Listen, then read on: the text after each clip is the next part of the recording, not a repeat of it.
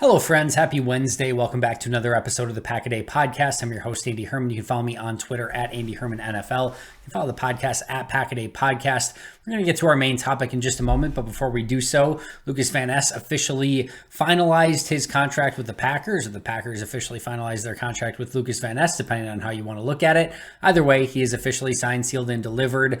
No question that this was going to get done. This was not a major issue. There was no major roadblock in the way. These are pretty much, just done before they're even done because there's not really any holdout options anymore. The second round picks are the ones that are a little bit more challenging. So basically every year, it's like a few picks later end up getting guaranteed. And we're now in I think the middle of the second round-ish where contracts are getting more and more, fully guaranteed contracts through the length of the contract. So always in the second round, there tends to be a little bit more of a push-pull between the agents and the teams as to how much of that contract's actually going to end up being fully guaranteed. But first round picks and then basically anything third through seventh round are pretty much, like I said, done before they're done. It's just those second rounders that are a little bit more complicated at this point. So great to see Van Ness is done. It was never really a question. That does leave the Packers 2 second round picks, both Jaden Reed and Luke Musgrave, as the only 2 that remain unsigned. No real concerns that those would not get done before training camp or anything like that. Like I said, it's a little bit more complicated with second round picks, but nothing I foresee being a major issue, and don't foresee this being any sort of holdout sort of thing. So those should get done sooner rather than later, but as of right now, Packers still have 2 unsigned rookies, and that is Jaden Reed and Luke Musgrave. But Lucas Van Ness officially done. All right, let's jump into the main topic. And today I'm going to be going over my 10 Packers who have been by far and away the biggest winners of this offseason so far. And you can look at this in a variety of different ways. Maybe some players that have had big off seasons, maybe some Packers who have been beneficiaries of some moves that have been made. Like I said, we can look at this in a few different ways. I'm going to be looking at them through every lens possible. But let's kick things off right away with number 1 on the list, Jordan Love. And this isn't necessarily because, oh my God, he just had an incredible OTAs and mini camps. He was chucking the ball everywhere, hitting dimes down the field. No, there's nothing like that. He had a nice OTA and a nice mini camp. Like I said before, I think it was overall more encouraging than discouraging. It wasn't massively encouraging where I'm like, wow, they've got the next Hall of Famer on their hands or anything like that. But overall, I left slightly more encouraged than anything else after watching him this offseason. But more importantly, for Jordan Love, this could have gone just a slight degree difference, and this is a major issue for Jordan Love. If Aaron Rodgers and Brian Gutekunst and the Green Bay Packers maybe communicate just slightly better, Aaron Rodgers could be a Packer right now, and you could be going into this season with Aaron as the firm, set, signed, sealed, delivered starting quarterback for this upcoming season. And if that's the case, what happens to Jordan? Because there had been some whispers and some rumblings that maybe he was going to ask out of Green Bay. If the Packers did come to the conclusion that Aaron Rodgers was going to be their quarterback this year, and maybe Aaron even committed to next year, like it seems like he hint, nudge, towards the New York Jets that he's probably going to be playing next year as well. If that all of a sudden becomes the case, if you're Jordan Love, you have a little bit of leverage. You might be saying, hey, I'm not re-signing with Green Bay. Green Bay is probably not going to be able to franchise him. It just gets messy, right? And for Jordan, if he all of a sudden has to go to some other team, maybe some other team is interested in bringing him in as the starter. Maybe he goes to a Tampa Bay instead of a Baker Mayfield. There's a couple places where he could have gone or at least been competing for the starting job.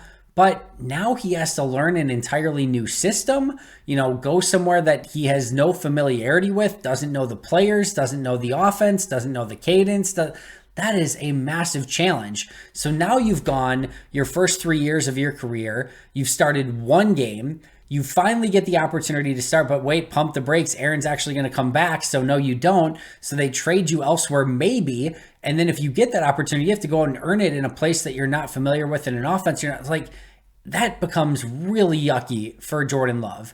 And instead of all that, or even worse, what if they just keep him? Now you're sitting behind Aaron for another season. Now you're 4 years into your career with potentially one start under your belt. You become a free agent next year. What is the market for a player? It just gets super complicated for Jordan. So The fact that Green Bay did in fact trade Aaron and decided to go with Jordan Love and make him the starter, how else could you identify Jordan Love as anything other than a massive winner this offseason so far? Now, what that means for Jordan and the Packers moving forward is very much, up in the air and remains to be seen. Green Bay committed another season to Jordan Love with the contract extension that they gave him. I think that was ultimately a good deal for both sides. Gave Jordan Love a little bit of security, gave the Packers a little bit under what they would have had they guaranteed the 5th-year option on his deal. So it ended up being a good deal for both sides. But Jordan still is going to have to go out and prove himself and show that he's a capable NFL starter if he wants anything more than that one season. So Jordan has a long way to go, but again, I just don't know how you could characterize this as anything but a win for Jordan Love this offseason so far. Number 2 on my list is a similar thought process, and that's Joe Barry. I know a lot of you had thought that Joe Barry would get fired at the end of the season. I know some of you are probably still hoping that Joe Barry would have been fired at the end of last season. It was kind of the expectation that a lot of people had, is that Barry was going to be gone. That was the big change that they were going to make. They were going to bring in, a new defensive coordinator, something that was going to shake things up on defense a little bit. But no, not only did he not get fired, he stays as defensive coordinator, gets another opportunity, but he gets another first-round pick to work with. They draft Lucas Van Ness for him. It seems like Eric Stokes and Rashawn Gary are making good progress and hopefully are going to be back from injury sooner rather than later, and really only lost 3 players on defense: Adrian Amos, Jerron Reed, and Dean Lowry, all of which, basically graded in the negative, at least combined. I think Jerron Reed had a slight positive grade last year, but Dean Lowry was a negative, and Adrian Amos was a pretty significant negative a season ago. So not only do you get your job back, but you get another first-round pick on your defense, and you didn't lose a ton in free agency either. This has the ability to once again be a very talented defense if Joe Barry can get the most out of them. And for a coach that was not sure if he was going to get retained, I'm sure he was a little bit on pins and needles as to whether or not he was still going to be in Green Bay in 2023. To get the job back, to get another opportunity, and to get another pretty significant weapon at your disposal, and probably some good injury news overall on where Stokes and Gary are at this point, I don't know how this would be characterized as anything other than a major win if you are Joe Barry as well. So Jordan Love, Joe Barry, number 1 and number 2 on my list. Number 3 is for a different reason, and that's Romeo Doubs. He has had a fantastic offseason so far. He has been, not only did he go down with Jordan Love and train with him and work out with him, which he's done in the past, but that connection has really seemingly come together. As Rob Domofsky wrote, Jordan has been targeting Romeo Doubs in pretty much every situation possible. Red zone, 11 on 11, 7 on 7. It has not mattered. Romeo Doubs has been the guy for him so far. They've built that rapport. And as I've been talking about, I've been going through my rewatch of 2022. There's a clip in week 2 when the Packers are playing, I think it was the Packers were playing the Bears in week 2. And yeah, it was Sunday Night Football. It was Chris Collinsworth. And he was talking about a conversation that he had with the Packers. And he said in week 2, he's like, they talk about Romeo Doubs like he's got some similar releases at the line of scrimmage to Devonte Adams. Like there were those in the Packers organization that was already super impressed with his release game at the line of scrimmage, even going as far as to compare him to Devonte Adams in some capacity, going back to week 2 of last season. And then in week 3, it was against Tampa, he had like 7 or 8 catches in that game. Like he had started gangbusters and then got a little bit hurt as the season went along. And the step up already has been significant as well. Matt LaFleur's been effusive in his praise for Romeo Doubs. He has been everything as advertised. The news that you are getting from minicamp and OTAs where he's going up and making plays and beating corner, like it has been legitimate and it has been really fun to watch. Now, how that translates and just how big of a step he can take will remain to be seen, and that's going to take a lot on Romeo Doubs' part to make sure that transitions into Sundays, Mondays, Thursdays, etc. But this has been a fantastic offseason so far for Romeo Doubs, and I would definitely characterize him as one of the huge winners as well. Number 4 is Luke Musgrave, and this is a player who in college did not get a ton of playing time, in part due to the offense that they were running, in part due to some of the injuries that he had.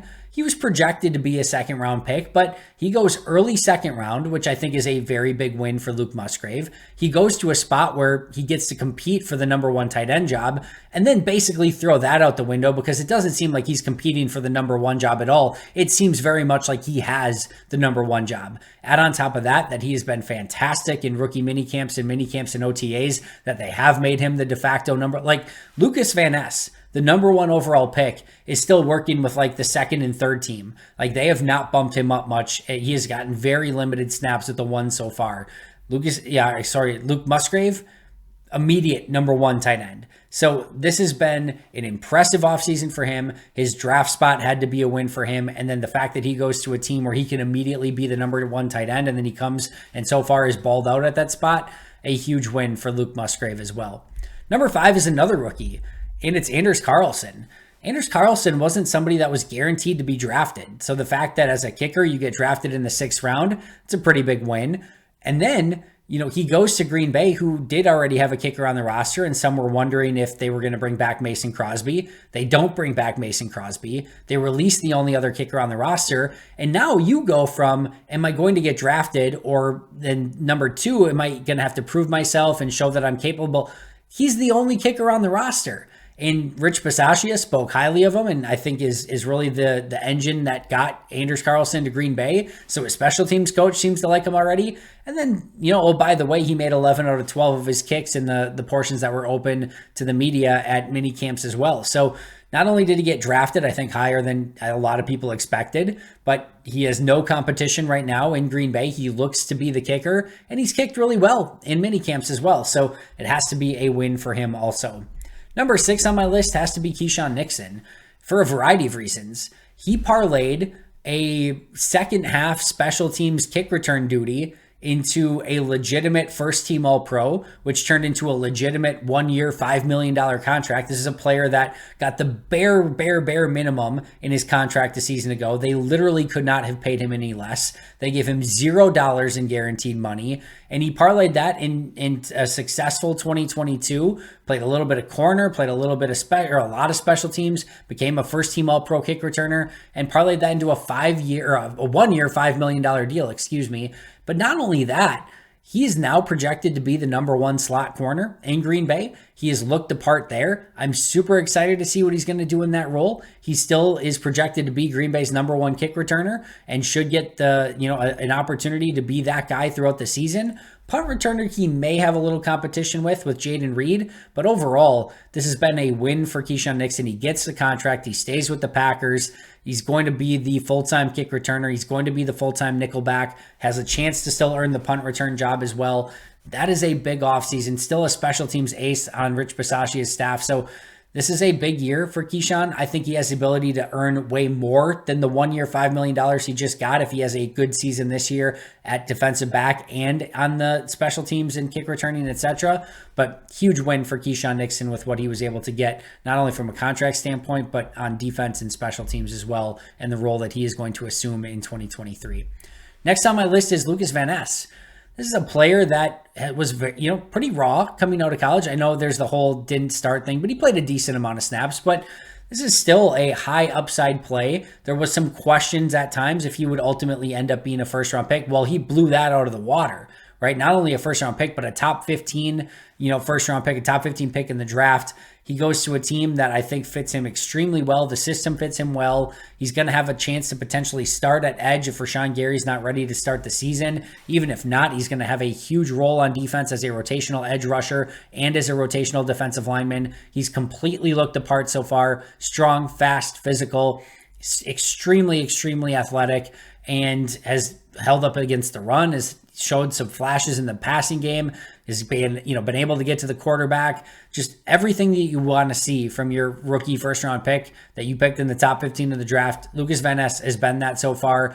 And, from a Green Bay side of things, it's a great thing that they were able to get that deal with Aaron Rodgers done to the Jets and move up 2 spots. Because if they didn't, I'm not sure Lucas Van Ness ends up in Green Bay. So huge win for the Packers, huge win for Van Ness, and he has been as advertised so far. Number 8 on my list is Rich Bisaccia, right?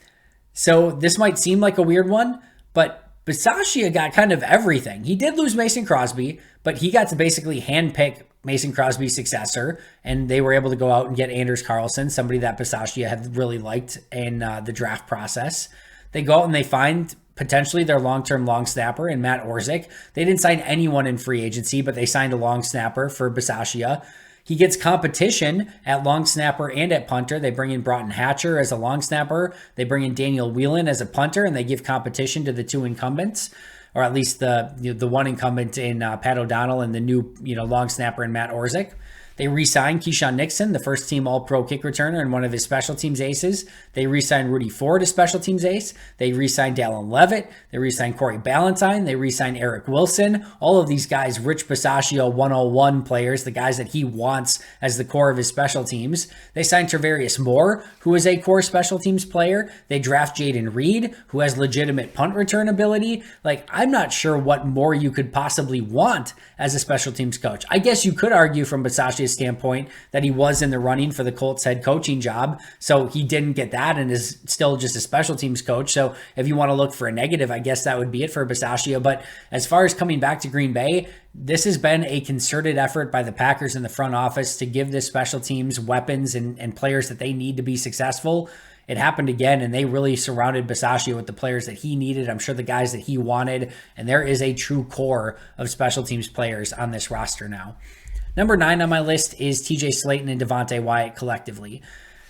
You have Jerron Reed and Dean Lowry gone. They do draft Colby Wooden and Carl Brooks in the 4th and 6th rounds, respectively, so it's not like they didn't address this position at all. But the reason that you're comfortable with Jerron Reed and Dean Lowry leaving is because you know you have TJ Slayton and Devonte Wyatt ready to step up and play significant snaps. These two are going to see a huge increase in playing time this upcoming season. Green Bay is going to be counting on them to be, big time impact players on the interior of the defensive line. I talked about it yesterday. I think TJ Slayton is a big time sleeper to have a massive breakout season. Everyone's hoping the same is for Devonte Wyatt, first round pick from a season ago. All the talent, all the heart, all the energy, all the hustle, just needs to put it all together and be a little bit more consistent with everything. But I expect these two to have breakout seasons. They've looked good in camp so far, collapsing the line, the line of scrimmage and pushing it into the backfield a little bit, or resetting the line of scrimmage, I guess I should say. But overall, big win for them with Lowry and Reed gone, getting more playing time, and they've made the most of it so far in camp as well. Number 10 on my list is Brian Gutekunst. There are a lot of idiots out there, myself, who thought that, hey, maybe Brian's not going to get a lot in an Aaron Rodgers trade. Maybe it's only going to be, a second round pick, or maybe it's only going to be something small in return because of the contract. Brian milked that thing for everything it was worth and deserves all the credit in the world for being able to move up in the first round, get an early second rounder this year, and likely a first rounder next year, or even if that doesn't, they're still going to get probably a pretty good second round pick in return at worst. I thought this was a masterclass by Brian Gutekunst, being able to get in return what he did for a player who had an insane contract like Aaron Rodgers, who was coming off one of the toughest seasons of his career. So to get that in return for the Jets for a player who might only play for the Jets for 1 year, it's probably going to be more than that, but I just thought that was phenomenal work by Goody. I didn't think he was ever going to be able to get that much. He did. He held out. He struck when the iron was hot. He set the deadline, made sure that they got their picks prior to the draft. They were able to get Lucas Van Ness because of it. They're likely able to get Luke Musgrave because of it as well. So that is a huge, huge coup for Brian Gutekunst, but it's even more than that. The draft picks have been extremely promising so far. How that translates into, when the pads come on and into games, well, there's a lot of work to be done there. But overall, the early returns have been extremely positive on this draft class. And his guy from a couple of years ago, the guy that he selected as the successor, Jordan Love, is going to officially get his opportunity to be the starting quarterback in Green Bay. So gets the Jets trade done, gets, I think, as much as you could possibly expect in return, has a promising draft with some of those, picks that he acquired as well. And now he's going to get to see if his chosen quarterback can ultimately be a success in Green Bay. One bonus one for you. The other player that I think is a winner this offseason is Aaron Rodgers. And I know he is not a Green Bay Packer. I know he's a New York Jet. I know we don't want to talk about him all that much. I get it. I've said it all along. The Packers needed to do this deal, but also Aaron Rodgers needed this deal. You can tell how happy he is. You can tell how rejuvenated he is. It was just best for everyone. And I'm happy to see that Aaron Rodgers seems very happy in his new digs in New York as well. I think this is going to work out well for everyone. That's what you should want in a trade, right? You should want that every party is satisfied and happy in the end. If I had to ask Green Bay in their front office if they're happy with what they were able to do in that trade right now, I think they would be thrilled. I think if you asked the New York Jets, are they happy with what happened in that trade right now? I think they would say they're thrilled. If you asked Aaron Rodgers right now if he's happy to be in New York and if he's happy with the trade, I think he'd tell you he's thrilled. That is the art of a perfect deal. I think all sides are extremely happy right now. Now, how long that will last for everyone, and if the Packers are going to be satisfied, if Aaron Rodgers is winning a bunch of games in New York and the Packers really struggle this season and Jordan Love doesn't look like he has it, that could change things in Green Bay. For the Jets, if all of a sudden Aaron, with his age falls apart a little bit, doesn't work out, and things get really messy in New York, meanwhile, the Packers using all those draft picks that the Jets got them, and now the Jets owe their first rounder next year, things can get really dicey in New York really fast. And Aaron, things don't go extremely well with the Jets, and all of a sudden he's not happy in New York, whatever the case, but like there are downsides to all of this. But I think if you were to poll all three of them right now, I think all of them would be thrilled. And like I said, that's exactly what you want out of a deal like that. So my bonus, I think Aaron Rodgers was a winner this offseason as well. That is going to do it for me today. Thank you so much for joining me. Just to recap really quick, my 10 winners plus one bonus for this offseason: Jordan Love, Joe Barry, Romeo Doubs, Luke Musgrave, Anders Carlson, Keyshawn Nixon, Lucas Van Ness, Rich Bisaccia, TJ Slayton / Devonte Wyatt, Brian Gutekunst, and the bonus, Aaron Rodgers. I'll see you guys tomorrow, but until next time, and as always, go Pack Go.